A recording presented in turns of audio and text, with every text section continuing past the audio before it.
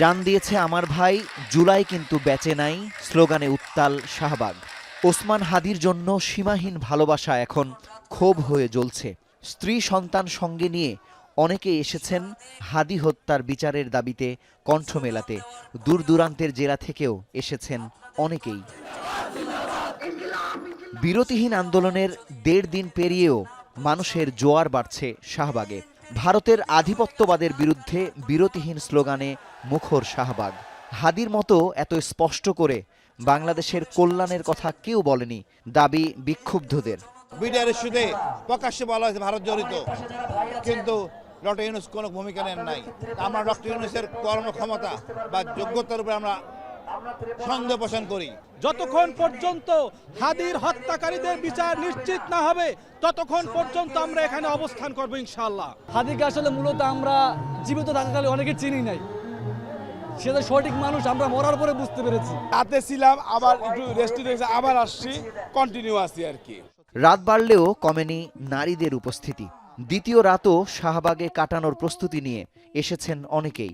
হত্যাকারীকে খুঁজে বের করতে ব্যর্থ হওয়ায় স্বরাষ্ট্র উপদেষ্টা সহ সরকারের কঠোর সমালোচনা করেছেন বিক্ষোভকারীরা। হৃদয় খালি করে দিল, কিন্তু কেন পারে না সরকার আনতে? তাদেরকে সরকার চাইলেই পারে, কিন্তু আর কেন?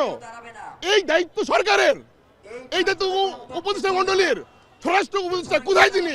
তার এমন কিছু কথা আছে যেসবকে ধারণ করে আমাদের ইয়াং জেনারেশন আমরা আমাদের প্রোটেস্টের আনসার না নিয়ে কখনো ফিরতে রাজি না। হাদি তো আর ব্যবসায়ী ছিল না, অন্যরা ব্যবসায়ী ছিল, অন্যরা জুলাই ব্যবসায়ী, এই জন্য অন্যরা বলে থেমে গেছে।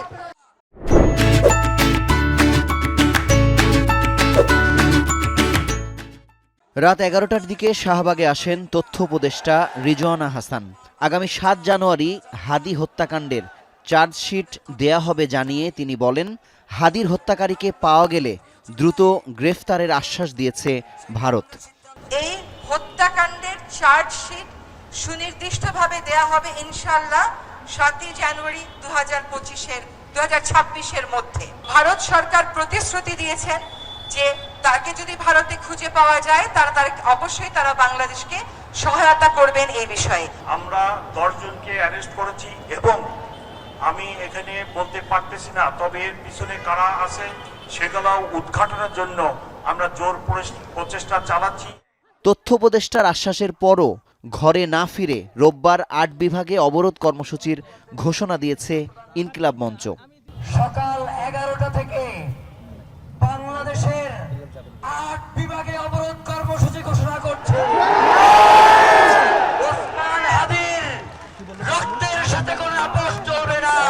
হাদি হত্যার বিচারের দাবিতে দেশের বিভিন্ন জেলার পাশাপাশি চট্টগ্রামের নিউ মার্কেট মোড়ে অবস্থান কর্মসূচি পালন করেছে বিভিন্ন কলেজ বিশ্ববিদ্যালয়ের শিক্ষার্থীরা। কেন্দ্র থেকে ঘোষণা না আসা পর্যন্ত আন্দোলন চালিয়ে যাবার ঘোষণা দেয় তারা। মুজাহিদ শুভ, এখন, ঢাকা।